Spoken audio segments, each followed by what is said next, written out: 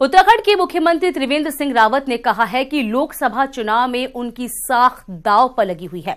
CM का मानना है कि पहाड़ की 5 सीट भाजपा पीएम मोदी के चेहरे, उत्तराखंड सरकार के काम और राष्ट्र के मुद्दे पर जीतेगी और ये मिथ भी टूटेगा कि जिसकी स्टेट में सरकार होती है उस पार्टी के कैंडिडेट चुनाव नहीं जीतते। न्यूज 18 के उत्तराखंड एडिटर अनुपम त्रिवेदी के साथ सीएम त्रिवेंद्र रावत ने एक्सक्लूसिव बातचीत की। उत्तराखंड के मुख्यमंत्री त्रिवेंद्र सिंह रावत इस लोकसभा चुनाव में इंश्योर कर रहे हैं कि हर दिन वो कम से कम 2 से 3 जनसभाएं संबोधित करें। 23 मार्च से लेकर आज तक उन्होंने करीबन 27 जनसभाओं को अलग अलग पूरे उत्तराखंड में एड्रेस कर लिया है।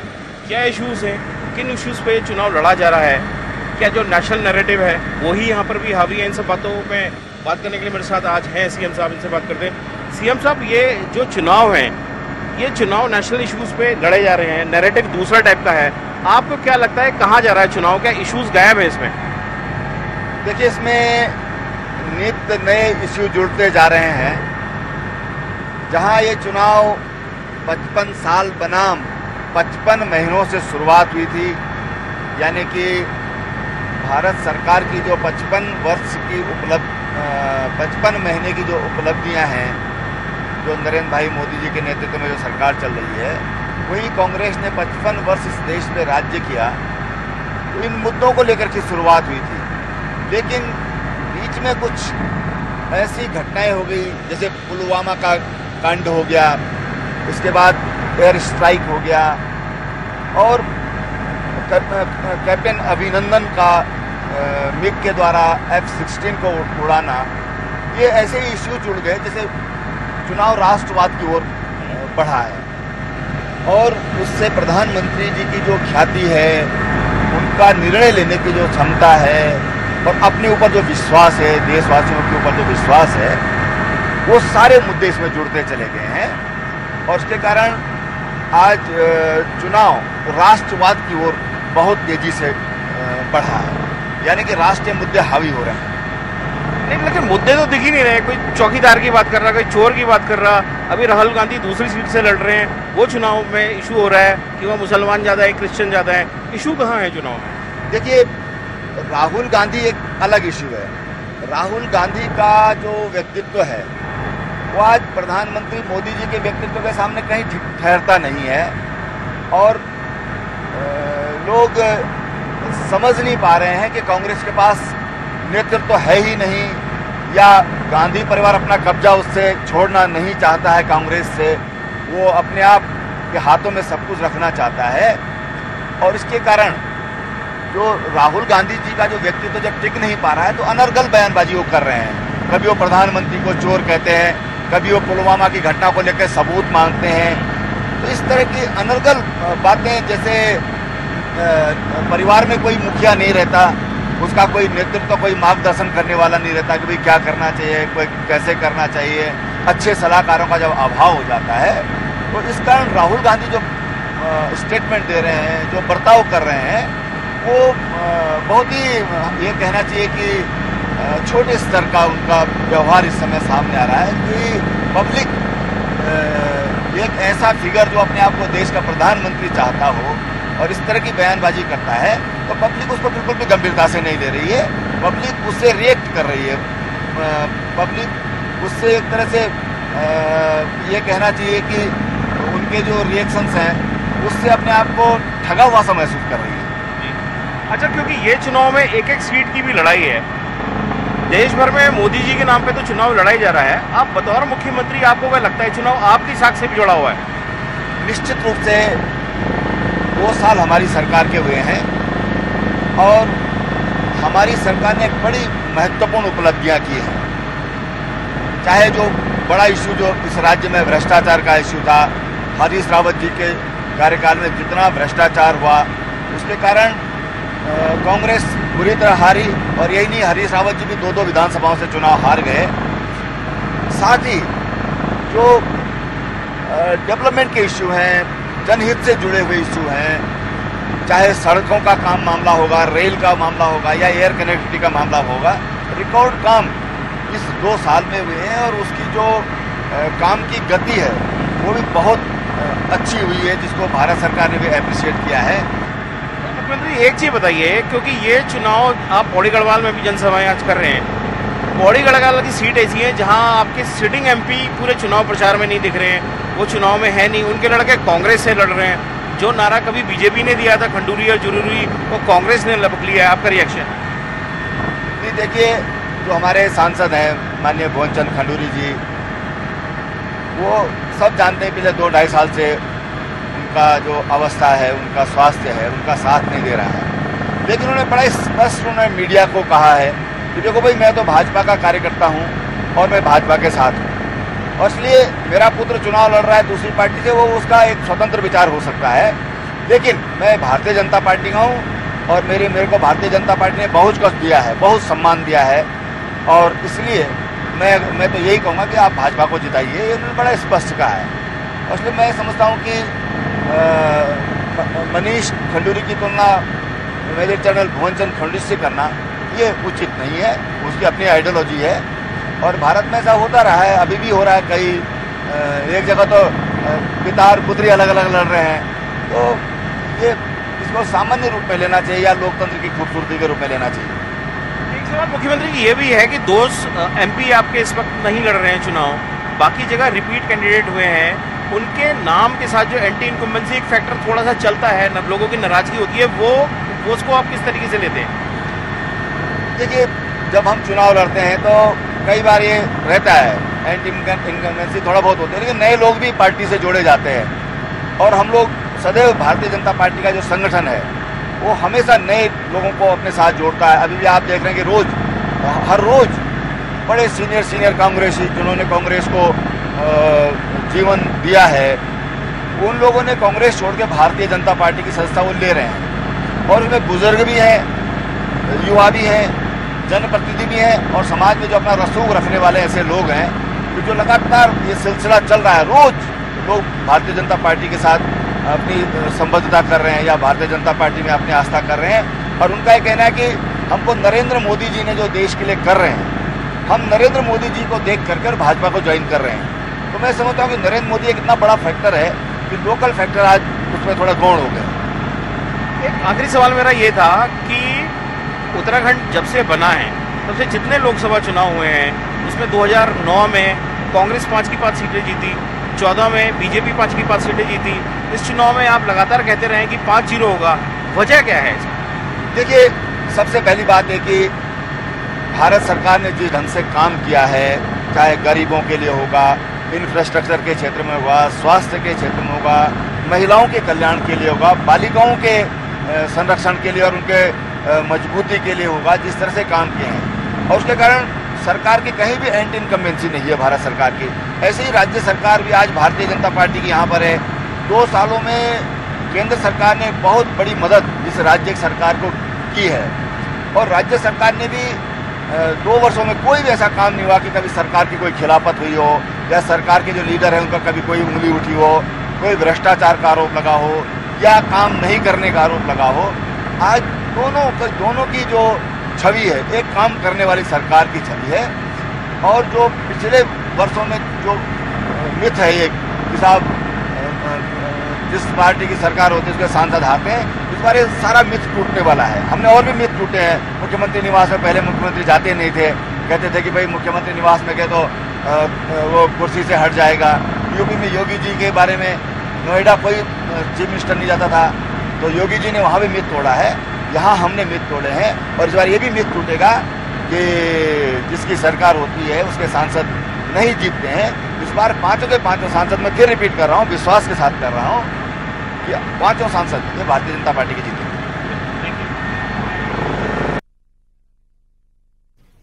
तो साफ तौर पर सीएम का मानना है कि मोदी एक बड़ा फैक्टर है और चुनाव बीजेपी जीतेगी। वहीं कांग्रेस के घोषणा पत्र पर राज्यसभा सांसद अनिल बलूनी ने सवाल उठाए हैं और कांग्रेस पर सेना के मनोबल गिराने का आरोप भी लगाया। इस दौरान बलूनी ने कहा कि कांग्रेस के हर बयान पाकिस्तान की सुर्खियां बन रही हैं। वहीं अनिल बलूनी ने राज्यसभा सांसद के रूप में 1 साल का कार्यकाल पूरा कर लिया है। न्यूज 18 के एग्जीक्यूटिव एडिटर अमीश देवगन से अनिल बलूनी ने बतौर सांसद अपने 1 साल के दौरान किए गए कामों को भी साझा किया है। लोकसभा का चुनाव अपने चरम पर है और इस लोकसभा के चुनाव में फैक्टर क्या सिर्फ नरेंद्र मोदी है या फिर कुछ और भी है? इस पर बात करने के लिए मेरे साथ मौजूद हैं भारतीय जनता पार्टी के राज्यसभा सांसद और बीजेपी के मीडिया हेड अनिल बलूनी। जानेंगे कि इस समय बीजेपी की रणनीति क्या है, क्योंकि कांग्रेस का घोषणा पत्र आ चुका है। अनिल बलूनी, स्वागत है आपका न्यूज 18 नेटवर्क पर। सवाल बहुत सीधा है, कांग्रेस का घोषणा पत्र आ चुका है, कांग्रेस कह रही है कि हम न्याय करेंगे हिंदुस्तान के साथ, यानी जो इंदिरा गांधी का नारा था गरीबी हटाओ, राहुल गांधी फॉर्मूला लेकर आ गए हैं। दूसरी तरफ देशद्रोह का कानून हटा देंगे, यानी 2019 के बाद अगर कांग्रेस का शासन आता है तो देशद्रोह इस देश में अपराध नहीं होगा। देखिए, कांग्रेस का घोषणा पत्र आया है और पूरा देश असमंजस के अंदर है। पूरा देश सोच रहा है कि ये घोषणा पत्र कहाँ बना है, आखिर किन लोगों ने बनाया है। देश की सबसे पुराने राजनीतिक दल के लोग इस तरह का घोषणा पत्र बनाते हैं। आज कश्मीर के अंदर जिस तरह का माहौल है, कहते हैं मास्फा हटा देंगे। सोचिए क्या बीत रही होगी उन सैनिकों के अंदर, जो लोग वहाँ गोलियों के बीच में हैं, जो लोग पाकिस्तान के सामने सैनिकों के सामने लड़ाई कर रहे हैं। उनको क्या लगता होगा कि किस तरह का माहौल है। आप आसवा हटा देंगे। आप अपने मैनिफेस्टो में लिखते हैं कि ह्यूमन राइट वायलेशन की जांच की जाएगी। क्या मजाक है?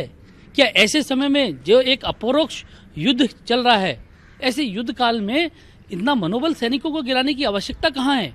आखिर कांग्रेस के लोग क्यों नहीं समझते हैं? उनके एक एक बात से कितना मनोबल सेना का गिर रहा है, सैनिक अर्धसैनिक बलों का गिर रहा है, सोचना चाहिए। आप पहले दिन से, जिस दिन से हमारा पुलवामा में दुर्भाग्यपूर्ण घटना हुई, उस दिन के बाद से देखिए लगातार कांग्रेस के बयान पाकिस्तान की सुर्खियां बन रहे हैं। आखिर ऐसा क्यों हो रहा है? आप देखिए 124A हटा देंगे। देश के अंदर भाई किन लोगों की मदद करना चाह रहे हैं आप?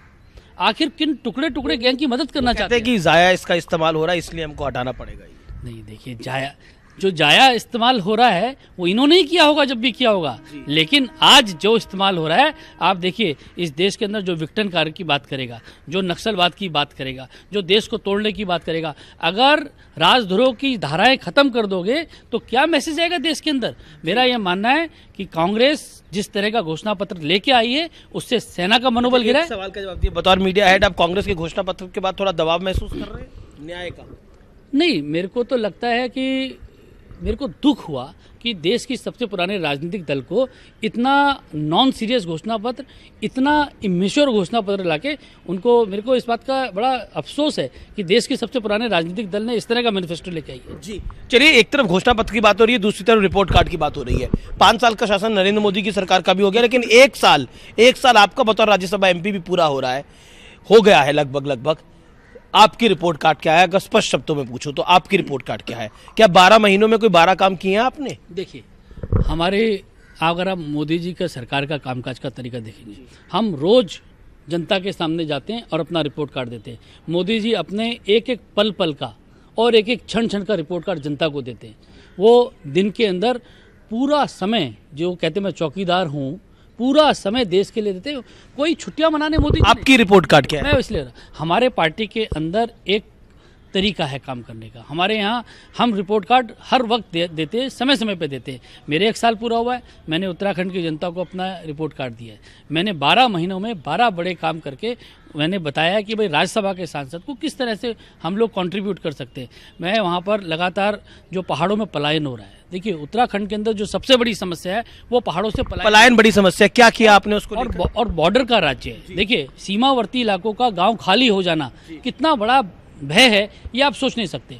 और अगर वहाँ पर लगातार जो पलायन हो रहा है उसको रोकने के लिए हम लोग काम कर रहे हैं। हम पलायन रोकने के लिए जो सबसे बड़ी ज़रूरत है वो है शिक्षा का प्रसार होना, वहाँ पर शिक्षा लोगों को मिल सके, लोगों को वहाँ पर हेल्थ की सुविधाएं, जो चिकित्सा सुविधाएं वो मिल सके, लोगों को रोजगार मिल सके। इस सब को लेकर मैं लगातार काम कर रहा हूँ। मैंने सबसे पहले वहाँ पर स्वास्थ्य सुविधाओं के लिए काम किया है और अपने सांसद निधि से 3 ICU बना के मैंने काम किया है। एक ICU नहीं बन पाया है किन्हीं कारणों से, 2 ICU बन के जनता को समर्पित हो चुके हैं। इसलिए लगातार स्वास्थ्य सुविधाओं पे काम करना, लगातार पहाड़ के अंदर अच्छे अस्पताल खुल सके, उनको चिकित्सा सुविधा मिल सके, उनके लिए काम कर रहा हूँ। मैंने हमारे यहाँ कुमाऊं से गढ़वाल की कनेक्टिविटी के लिए काम किया है। वहाँ पर काठ गोदाम से देहरादून के लिए जन शताब्दी एक्सप्रेस चलवाने का, उसके लिए मैं लगा रहा। नैनीताल और मसूरी हमारे यहाँ 2 ऐसे हिल स्टेशन हैं जो उत्तराखंड की अर्थव्यवस्था के लिए बहुत महत्वपूर्ण स्टेशन है। वहाँ पानी की संकट थी। तो प्रधानमंत्री जी से विशेष आग्रह करके 144 करोड़ की मसूरी के लिए पेयजल की योजना हम लोगों ने। मतलब डबल इंजन की सरकार से फायदा हुआ है, राज्य में भी बीजेपी की सरकार, तो कहता हूँ कि केंद्र में भी मोदी की सरकार, तो ट्रिपल इंजन पे काम कर रहे हैं जी। देखिए, एक मोदी जी की सरकार, दूसरा राज्य में त्रिवेंद्र जी की सरकार, और तीसरा सांसद सब अपने अपने स्तर पे काम करके हम लोग ट्रिपल इंजन पे वहाँ काम कर रहे हैं, और उसका प्रभाव जनता को दिखने लगा है, जनता भी स्वीकार कर रही है, और उसी के कारण हम फिर दोबारा से उत्तराखंड के अंदर जो 5 सीटें हैं उनको जीतने जा रहे हैं। ठीक है, मतलब आप कह रहे हैं कि जैसे 12 महीने में 12 काम आपने करे हैं, ऐसे ही पिछले 5 साल के अंदर काफी सारे काम हुए हैं। एक संक्षेप में एक सवाल का जवाब मैं चाहूंगा कि आप दें जरूर, क्योंकि इंपॉर्टेंट है। क्या आपको लगता है कि उत्तराखंड की जो बड़ी समस्या है वो है एनवायरनमेंट, उसको लेकर आप लोग सीरियस हैं? वो सब बड़ी समस्या है उत्तराखंड की। देखिए, मेरे को लगता है कि उत्तराखंड में जो पर्यावरण को लेकर चिंताएं हैं, लेकिन इसका दूसरा पहलू भी है जो दिल्ली में बैठे लोग नहीं समझ पाते हैं। आप लोग पर्यावरण संरक्षण की बात करते हैं, लेकिन वहाँ के लोगों के संरक्षण के बारे में कोई नहीं सोच पाता है। आप पर्यावरण संरक्षण के नाम पर हमारे यहाँ सड़कें नहीं बन पाती, लेकिन दिल्ली में जो वातानुकूलित कमरों में बैठते हैं उनको लगता है कि भाई सड़कें, जंगल नहीं कटना है वहाँ पर। लेकिन इसके लिए एक संतुलन की आवश्यकता है। हमारे को सड़कें भी चाहिए, हमको विकास भी चाहिए, हमको बिजली भी चाहिए।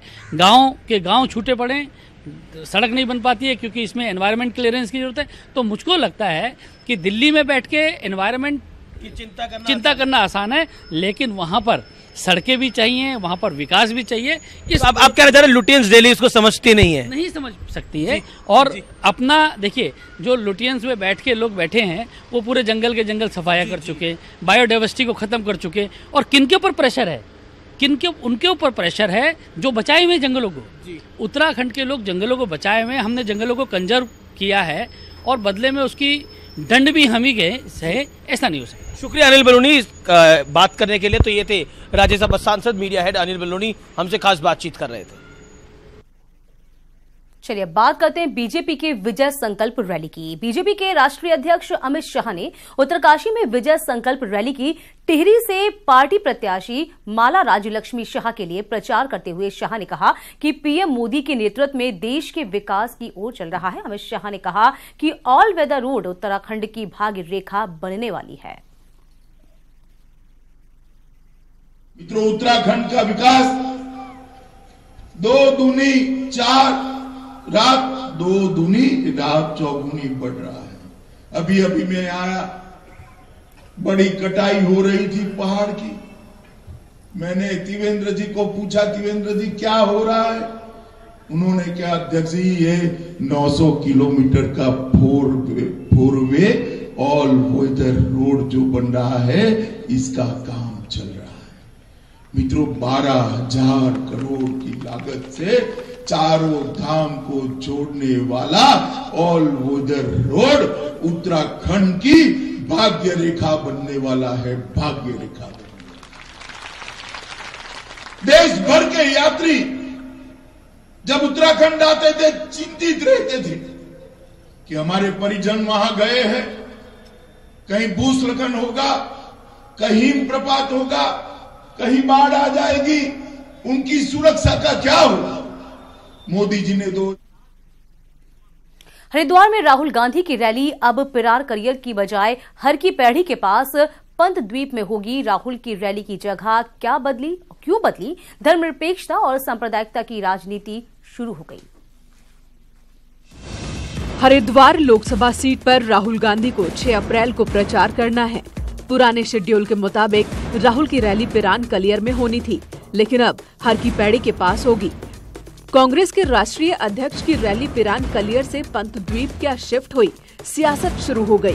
बीजेपी ने आरोप लगाया है कि केरल से कलियर तक राहुल गांधी तुष्टीकरण की राजनीति कर रहे हैं, जिसे जनता समझ चुकी है और बीजेपी के दबाव में कांग्रेस जगह बदलने को मजबूर हुई है। राहुल गांधी जिस तरीके से तुष्टीकरण की राजनीति कर रहे थे और जिस तरीके से उन्होंने केरल में जाकर मुस्लिम लीग का समर्थन दिया और पिरान कलर में आकर वो जनसभा कर रहे थे, तो उस पर प्रश्न चिन्ह लगे हैं। तो ये आप कह सकते हैं कि भाजपा का दबाव रहा है और उनको मजबूरी में अपनी जो रैली को शिफ्ट करना पड़ा और उन्हें ध्यान आ गया कि देश में जो बहुसंख्यक समाज है उसके बीच में भी जाकर अपनी बात करनी पड़ेगी। तो ये उसी का नतीजा है कि उनको हरिद्वार में अपनी रैली शिफ्ट करनी पड़ी है। बीजेपी ने कांग्रेस पर तुष्टीकरण को लेकर निशाना साधा तो कांग्रेस ने खुद को धर्मनिरपेक्ष और बीजेपी को सांप्रदायिक बता डाला। देखिए, कांग्रेस पार्टी दलितों की, गरीबों की, अल्पसंख्यकों की हितैषी है, इससे इनकार नहीं किया जा सकता। हम सर्वधर्म समभाव में यकीन रखने वाली पार्टी हैं, हम सबको साथ लेकर चलने वाली पार्टी हैं, हम धर्मनिरपेक्ष पार्टी हैं। तो ये सांप्रदायिक ताकतें हमें ना बताएं कि हमने किसका प्रोग्राम कहां लगाना है। बीजेपी नेता खुलकर मानते हैं कि हरिद्वार पार्टी के एजेंडे पर फिट बैठता है।